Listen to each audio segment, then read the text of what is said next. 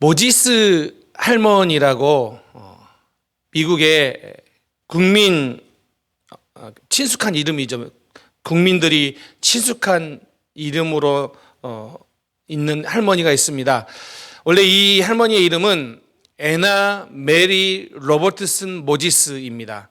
그냥 쉽게 모지스 할머니라고 부르는데요. 이 할머니는 평생을 농장에서 일하며 버터와 감자튀김을 만들어서 살았던 할머니입니다. 판매하면서 이렇게 살았죠.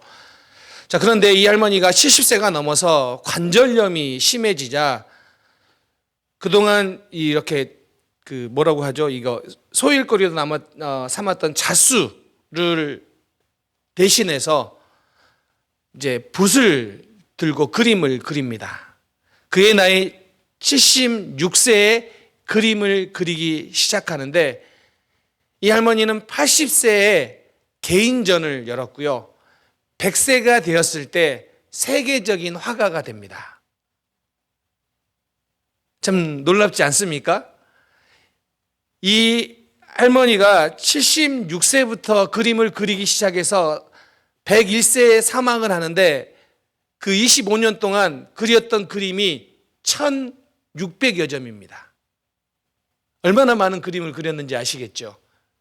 그리고 이 할머니의 그림이 크리스마스 카드로 이렇게 사용되는데 1억 장이나 크리스마스 카드 그림으로 사용된 할머니입니다.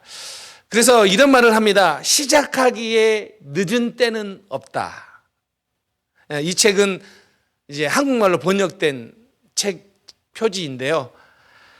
사실 우리는 이 할머니의 이야기를 들으면서 우리가 새해를 맞이했는데 좀 여러분에게 그런 질문을 해보고 싶습니다. 여러분들은 새해에 어떤 소망, 어떤 시작, 어떤 마음을 품고 시작합니까? 어쩌면 나는 무엇인가 시작하기에 나이가 이미 너무 많았다. 아니, 그냥 작년처럼 올해도 그렇게 살아가는 것이 어쩌면 내 인생, 내 나이 때에는 그게 맞는 것이다 라고 생각할 수도 있습니다. 자, 그런데 저는 여러분에게 좀 그런 도전을 하고 싶어요. 올해에는 여러분의 삶의 영역에서 여러분의 인격의 성숙, 여러분의 말의 성숙, 여러분의 행동의 성숙, 여러분의 신앙의 성숙을 도모하는 한 해가 되기를 소망합니다. 자, 그런데 그렇게 성장해야 되는데 작년보다는 올해 더 성숙해야 되는데 이런 질문도 동시에 던져야 되죠. 여러분들은 과연 더 성장하기 위해, 더 성숙하기 위해 어떤 노력과 어떤 훈련을 하고 있습니까? 만일 나는 성숙하고 성장하기를 원하는데 아무런 노력과 훈련이 없다면 그것은 그저 허울뿐인, 말뿐인 것에 불과하다라는 겁니다. 오늘 본문을 볼까요? 우리가 잘 알고 있는 다윗과 골리앗의 싸움입니다. 지금 이스라엘 백성들은 골리앗을 딱 보고 두려움에 사로잡힙니다. 그래서 골리앗은 그들에게 넘기 힘든 존재, 이기기 힘든 존재임이 맞습니다. 자, 이걸 동일하게 우리의 삶에 적용해 보면 우리의 삶에도 골리앗처럼 저것은 넘기 힘든, 내가 자주 실패하는 것들이 있습니다. 한번 볼까요? 여러분들은 어떤 것에 자주 실패합니까? 어떤 사람은 물질, 그러면 물질 앞에서는 자주 넘어집니다. 다른 것은 괜찮은데 물질, 그러면 이 물질 앞에서는 자꾸 넘어지는 사람들이 있습니다. 그러면 그 사람에게 있어서 물질은 골리앗이죠. 어떤 사람들은 자녀 문제입니다. 자녀 이야기만 나오면 자꾸 넘어집니다. 다른 사람들의 자녀와 비교하게 되고 다른 사람들의 자녀를 보면서 무엇인가 불만족하게 되고 그래서 자녀 그러면 나를 넘어지게 하는 요소가 될 수도 있습니다. 그러면 그 사람에게 있어서 골리앗은 무엇이냐? 자녀 문제입니다. 어떤 사람에게 있어서는 사랑입니다. 사랑받는 거. 다른 사람들에게 사랑받고 인정받는 거. 그 문제만 나오면 내가 인정받지 못한다고 생각되어지면 자꾸 넘어지는 거예요. 그러면 그 사람에게 있어서 골리앗은 무엇이냐? 인정받음입니다. 이처럼 우리 삶에 골리앗은 얼마든지 존재하고 있습니다. 한번 생각해 보십시오. 여러분에게 있어서 골리앗은 무엇입니까? 지금 이스라엘 백성들은 이 골리앗을 두려워하고 있습니다. 그때 다윗은 물매와 조약돌 5개를 가지고 골리앗 앞으로 나갑니다. 사람들은 어떻게 하면 이 골리앗이라는 문제를 피할 수 있을까라고 생각한 그때에 다윗은 골리앗은 피해야 될 문제가 아니라 극복해야 될 문제이다라고 생각하고 물매와 5개의 조약돌을 가지고 앞으로 나갑니다. 그러면 여러분, 이 그림을 그려본다면 그렇게 용기 있게 나가는 다윗을 다른 사람들은 칭찬해주고 격려해주고 박수쳐 줄 것 같지만 사실은 그렇지 않아요. 다윗이 골리앗을 향하여 싸우러 나간다고 했을 때 가까이 있는 형은 뭐라고 말합니까? 너는 지금 교만하다라고 비난합니다. 그리고 정작 이 블레셋과 싸워야 될 왕 사울은 다윗에게 뭐라고 말합니까? 야, 이길 수가 없다. 그냥 냅둬라. 이런 낙담하는 말을 합니다. 여러분, 우리가 믿음으로 산다고 할 때 우리가 믿음으로 살아내겠다라고 마음에 결단을 하고 도전을 하면 많은 사람들이 그래요, 잘할 수 있어요, 이렇게 칭찬할 것 같지만 꼭 그렇지만은 안 된다는 거예요. 뭐 작년에도 말만 하고 실패했는데 올해라고 별 수 있겠어? 올해라고 그 문제 해결할 수 있겠어? 많은 사람들이 당신은 안 돼 라고 비난을 하거나 혹은 그렇게 승리 못해, 그거 해결하지 못해 라고 낙담하는 말을 얼마든지 할 수 있다라는 거예요. 자, 그래서 저는 오늘 우리에게 그런 믿음의 도전이 시작되지만 이 2025년을 시작하면서 우리를 비난하는 말들, 우리를 낙담하게 하는 말들이 얼마든지 우리 귀에 들릴 수 있지만 다윗은 그 말을 듣고도 나갔다라는 거예요. 포기하지 않고 나갔다라는 거예요. 저는 오늘부터 시작되는 이 시리즈 설교를 통하여 우리 성도들도 우리 앞에 골리앗이라는 문제, 아까 이야기했던 재정적인 문제, 돈의 문제, 자녀의 문제, 또 여러 가지 관계의 문제, 이런 문제들 앞에서 안 된다라고 낙담하는 말 앞에 넘어지지 말고 우리도 다윗처럼 용감하게 물매를 들고 그 물매를 던지는 그런 믿음의 한 해가 되기를 소망합니다. 저는 오늘 그래서 이 본문을 통해서 다윗은 어떻게 그 골리앗을 무너뜨릴 수 있었는가, 어떤 영적인 원리가 여기에 숨어 있었는가 살펴보기를 원합니다. 첫 번째는요, 이겁니다. 다윗의 이 물매는 삶에서 훈련된 결과라는 거예요.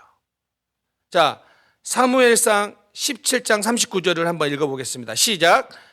다윗이 칼을 군복 위에 차고는 익숙하지 못함으로 시험적으로 걸어보다가 사울에게 말하되 익숙하지 못하니 이것을 입고 가지 못하겠나이다 하고 곧 벗고. 자, 여기에서 중요한 단어가 익숙하지 못함으로예요. 자, 익숙하다라는 이 히브리어가 원래 낯사인데 시험하다, 시도하다는 뜻이에요. 그러니까 다윗이 한번 지금까지 경험하지 못했던 것을 시도해 본 거예요. 그래서 그 갑옷을 입어 본 거예요. 그런데 시도해 봤는데 경험이 없어서 익숙하지 않았다라는 거예요. 그래서 당연히 싸우기 위해서는요, 갑옷이 필요하고 무기가 필요한데 그 가장 좋은 사울의 것을 내려놓고 대신 가장 익숙한 자기의 물매를 들고 나갑니다. 익숙하지 못했던 것, 좋아 보이지만 익숙하지 못한 건 내려놓고 대신 뭘 택합니까? 삶에서 익숙해진 것을 가지고 나가는 거예요. 그게 뭡니까? 그게 바로 물매예요. 당시에 이 다윗과 골리앗이라는 책을 보면 당시에 투석, 이 던지는 거 있잖아요. 물매를 던지는 이 투석은 엄청난 기술과 연습이 필요한 것으로 표현되고 있습니다. 사사기에 보면, 사사기 20장에 보면 이런 이야기가 있어요. 이 물매를 던지는데 군인들이 그냥 아이들의 장난감이 아니라 군인들이 사용하는 전투 방법이에요. 그런데 이 물매를 던지는데 정확하게 이 물매를 던지는 군인들이 많이 있었음을 기록하고 있어요. 그러니까 다윗은 이 물매를 들고 나갔다라는 것은 그냥 어쩌다가 싸우기 위해서 나간 게 아니라 날마다 연습했던 익숙한 것을 들고 나간 거예요. 삶에 훈련된 결과물을 가지고 나간 거예요. 자, 게다가 오늘 본문을 보면요, 이 사무엘상 17장을 보면 아마 물매 던져보신 분들 있겠지만 이게 쉽지가 않아요. 정확하게 맞추기가.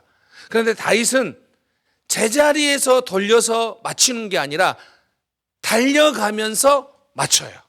그러니까 얼마나 이게 맞추기가 어려운 그런 상황이겠어요? 그런데 다윗은 그렇게 돌리면서 나가요. 다윗이 이렇게 할 수 있었던 이유는 무엇이냐면 분명하게 이렇게 표현할 수 있습니다. 다윗은 이 물매를 던지는 그의 실력이 대단한 능력을 가지고 있는, 기술을 가지고 있는 소년이었다는 거예요. 근데 왜 어떻게 해서 다윗은 이런 능력을 가질 수 있었는가?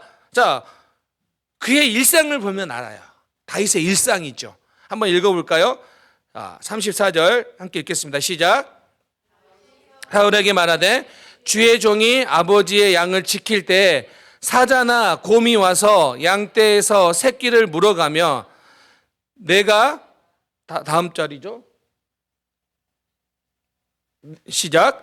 내가 따라가서 그것을 치고 그 입에서 새끼를 건져내었고 그것이 일어나 나를 해하고자 하면 내가 그 수염을 잡고 그것을 쳐 죽였나이다. 자, 다음.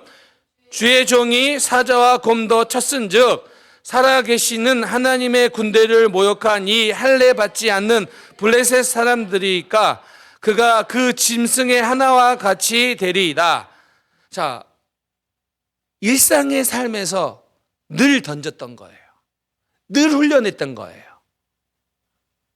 그랬더니 사자와 곰도 이겨냈던 거예요. 그래서 그가 뭐라고 고백합니까? 이제 하이라이트죠. 37절 시작. 또 다윗이 이르되 여호와께서 나를 사자의 발톱과 곰의 발톱에서 건져내었은즉 나를 이 블레셋 사람의 손에서도 건져내시리이다. 다윗은 골리앗이라는 엄청난 장수, 싸움꾼을 이긴 거예요. 그런데 다윗은 가만히 있고 하나님이 기적적으로 다윗은 아무렇게나 돌을 던졌는데 그 돌을 하나님이 집어서 딱 맞히겠다는 게 아니에요. 일상에서, 삶의 현장에서 매일 던졌던 그 기술, 하나님은 그 기술을 사용하셔서 골리앗을 이기게 하셨다라는 겁니다. 자, 그러면 이렇게 표현할 수 있어요. 다윗은 하나님이 골리앗을 이기게 할 것이라는 믿음이 있었지만 여기서 멈춘 게 아니라 뭐예요? 내 삶에서 훈련된 그 결과물, 기술도 가지고 있었다라는 거예요. 물매를 던질 수 있는 기술이, 엄청난 기술이, 고도에 훈련된 기술이 그가 가지고 있었다라는 거예요. 하나님은 그걸 사용했다라는 거예요. 자, 그러면 동일하게 우리에게 적용해 봅시다. 우리 인격의 성숙, 삶의 성숙, 믿음의 성숙. 그러면 뭐 해야 됩니까? 그 성숙을 이루기 위해서는 뭐 해야 됩니까? 우리의 삶의 현장에서의 훈련이 필요하다라는 거예요. 그거 없이 그냥 나 그렇게 해주세요 기도만 하고 멈추지 말고 그 믿음을 가지고 하나님이 그렇게 해주실 것이란 믿음을 가지고 삶에서 훈련해야 돼요. 기도하지 않는데, 말씀을 보지 않는데 어떤 믿음의 성숙을 기대하십니까? 우리의 말에 훈련이 되지 않는데, 우리 행동에 훈련이 되지 않는데 무슨 내 삶의 영역에서 성숙, 성장을 기대하십니까? 다윗은 그의 삶의 현장에서 매일 양을 치는 그 삶의 현장에서 익숙하게 사용했던 그 기술을 가지고 골리앗에게 나갔고, 하나님은 그 기술을 통하여 골리앗을 이기게 하셨다라는 것입니다. 그런데 여기서 여러분 봐야 돼요. 다윗이 언젠가는 내가 골리앗이라는 그런 존재를 무너뜨릴 것이다라고 생각을 하고 훈련한 게 아니라 내 일상에서 맡겨진 그 일상이에요. 그냥 맡겨진 그 일상에서 그 맡겨진 사명을 감당하기 위해 열심히 수고하고 열심히 노력했는데, 그래서 터득한 그 물매를 던지는 그 기술을 가지고 있었는데 하나님이 그것을 사용했다라는 것입니다. 동일하게 우리에게 물어야 됩니다. 여러분에게는 어떤 물매가 있습니까? 하나님이 여러분을 사용하신다고 말씀하실 때에 여러분들에게는 어떤 물매가 주어져 있습니까? 여러분들이 골리앗을 이기기를 원하는데 여러분들에게는 어떤 물매가 여러분의 손에 주어져 있습니까? 이 질문을 해야 됩니다. 그래서 우리의 삶의 성숙과 변화를 위해서 훈련에 멈추지 말아야 됩니다. 우리의 삶의 영적 훈련에 게을러지거나 더디가면 안 됩니다. 훈련의 모습을 가지고 나가야 됩니다.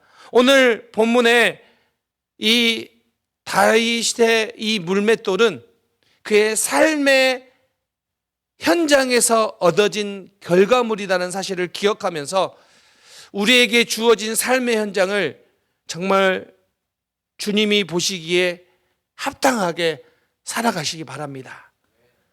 그럴 때 하나님이 여러분이 가지고 그걸 가지고 하나님께서 골리앗을 이기게 하는 역사를 나타내게 하실 줄 믿습니다. 자, 두 번째는요. 다윗은 승리의 확신을 가지고 나갔다라는 거예요. 자, 여러분 이런 생각을 한번 해보세요. 다윗이 몇 개의 돌을 집었습니까? 5개예요. 왜 5개 집었을까요? 아니, 믿음이 있으면 하나만 가지고 가면 되지 않겠습니까? 5개 가지고 간 게 오히려 믿음 없는 거 아닙니까? 그래서 성경학자들이 왜 다윗은 5개를 집었는가? 이거 가지고 많은 설왕설래를 하면서 토론을 했습니다. 몇 가지 설이 있어요. 다윗이 5개를 집은 이유는 모세오경 아닌가? 모세오경, 성경, 말씀, 이런 이야기도 있고 해석도 있고요. 두 번째는 골리앗의 형제가 5명이었다. 그래서 5개를 들었다. 이런 추측도 있고요. 어떤 사람은 확률적으로 이 물매를 던지는 게 너무 어렵기 때문에 하나가 실패하면 두 번째 거를 던지기 위해서 가져갔는데 참 운 좋게도 첫 번째 거를 가지고 쓰러뜨렸기 때문에 필요가 없었다. 이렇게 해석하는 사람도 있어요. 여러분들이 생각하기에 어떤 해석이 가장 합리적인 해석 같습니까? 제가 사실은 성경에는 이 이야기를 하고 있지 않지만 성경을 자세히 읽어보면 힌트는 나와 있더라고요. 존 헌터 목사님이 쓴 하나님을 제한하지 말라라는 책을 보면 이런 이야기가 나옵니다. 지금 이스라엘과 싸우는 나라는 블레셋이에요. 그런데 이 블레셋은 5개의 도시, 5개의 부족으로 이루어진 나라예요.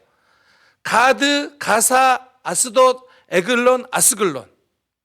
이게 5개의 도시예요. 그러니까 지금 골리앗은 블레셋이란 나라의 장수가 아니라 가드의 장수예요. 자, 그런데 지금 누구하고 싸움 전쟁이에요? 이스라엘과 가드의 싸움이 아니라 이스라엘과 블레셋과의 전투예요.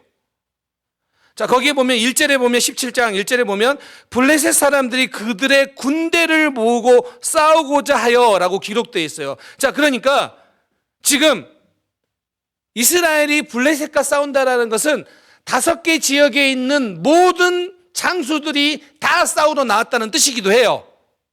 자, 그러면 골리앗은 가드라는 지역의 대표적인 장수이지만 다른 도시의 대표적인 장수들도 싸우러 당연히 나왔을 거라는 거예요. 맞죠? 당연히 그렇게 생각해야죠. 자, 그런데 이 5개라는 것은 바로 골리앗뿐만 아니라 5개 지역의 대표적인 장수들의 모습도 다윗의 눈에 보였기 때문에 5개를 들고 갔다라는 해석을 하고 있는 거예요. 좀 이게 또 신빙성이 있는 게 뭐냐면 사무엘하 21장에 보면 다른 4개의 장수들이 나와요. 가드의 다른 지역의 장수들이. 이름을 이렇게 표현합니다. 이름도 어려워요. 이스비무노, 이게 첫 번째 장수고요. 이게 두 번째 장수고요. 라음이 이게 세 번째 장수고, 네 번째 장수의 이름은요, 이름이 안 나오고 설명을 해요.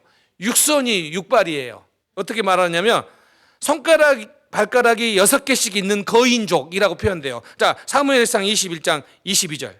자, 이 사무엘장 21장에서 이 이야기를 하고 그 다음에 이렇게 말합니다. 21장 22절 시작. 이게 이제 제가 안 넣어놨네요. 네, 제가 읽어드릴게요. 21장 22절. 이 4사람 가드의 거인족의 소생이 다윗의 손과 그의 부하들의 손에 다 넘어졌더라.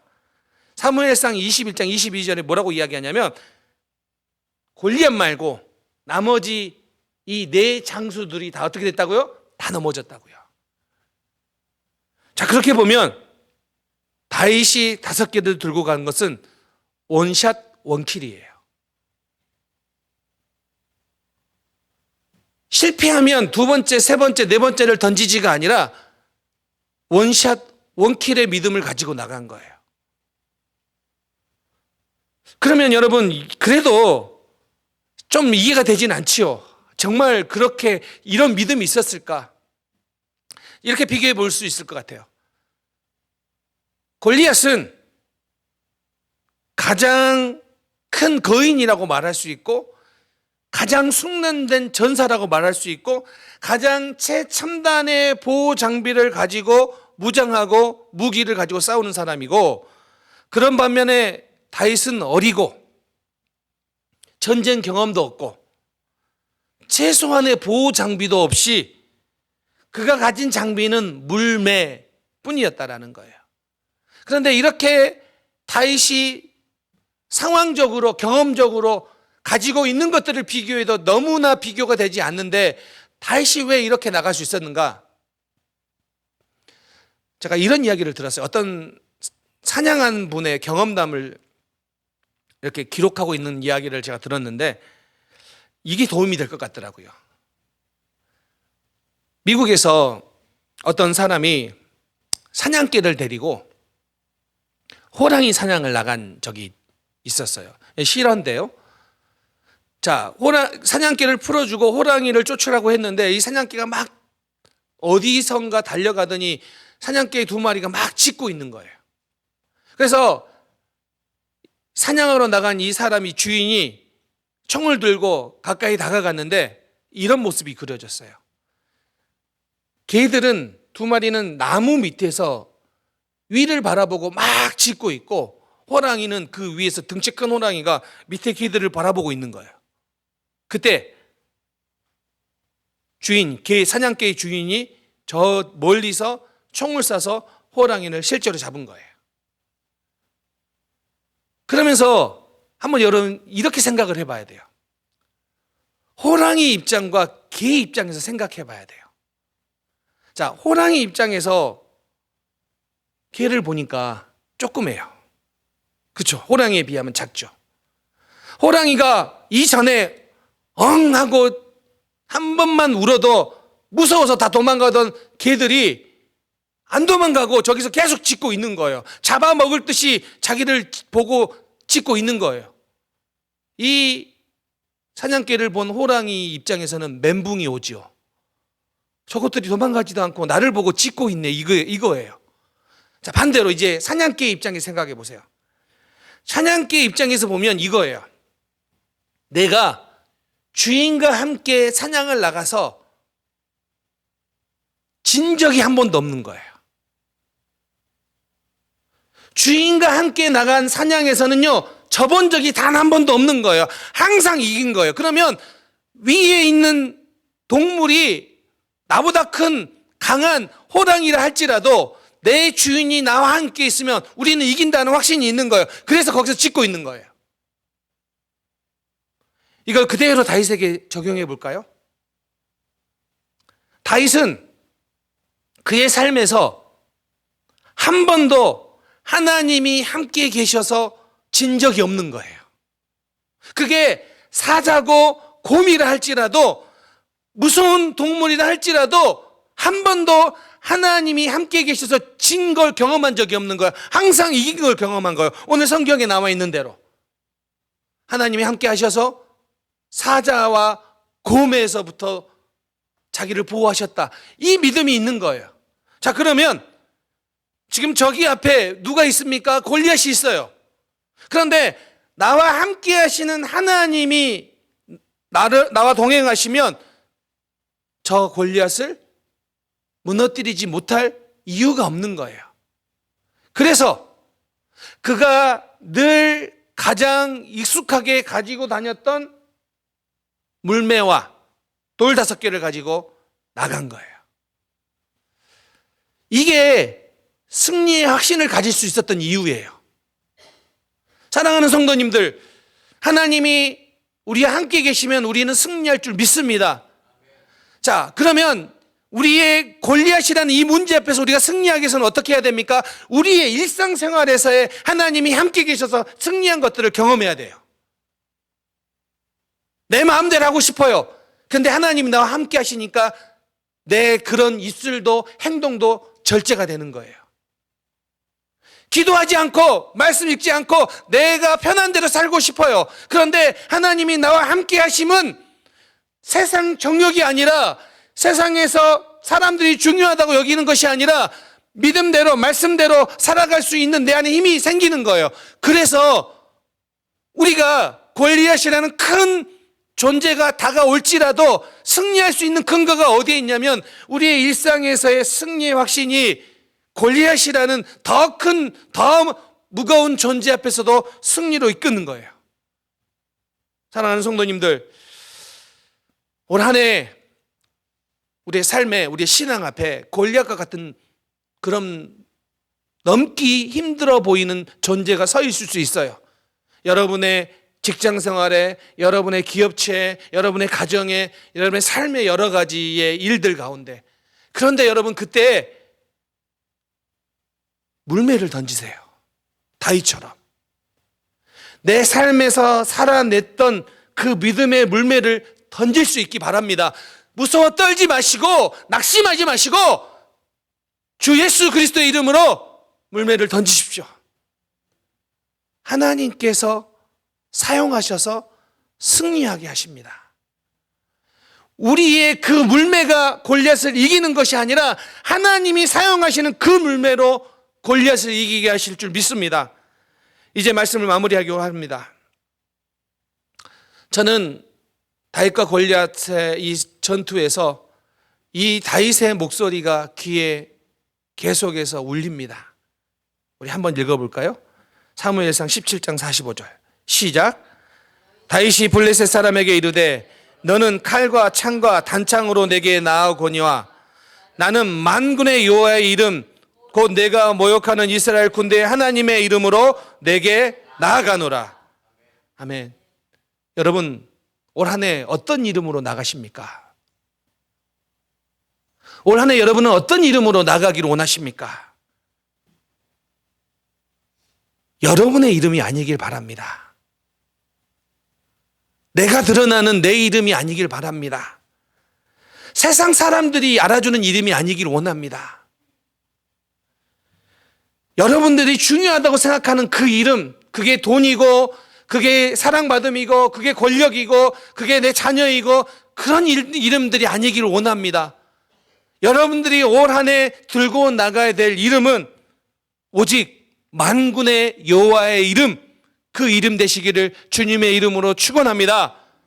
여러분, 올 한 해 우리가 붙잡고 나가야 될 이름, 늘 생각하고 늘 마음에 두고 늘 되새겨야 될 이름은 우리를 구원하신 주 예수 그리스도의 이름 되기를 주님의 이름으로 축원합니다.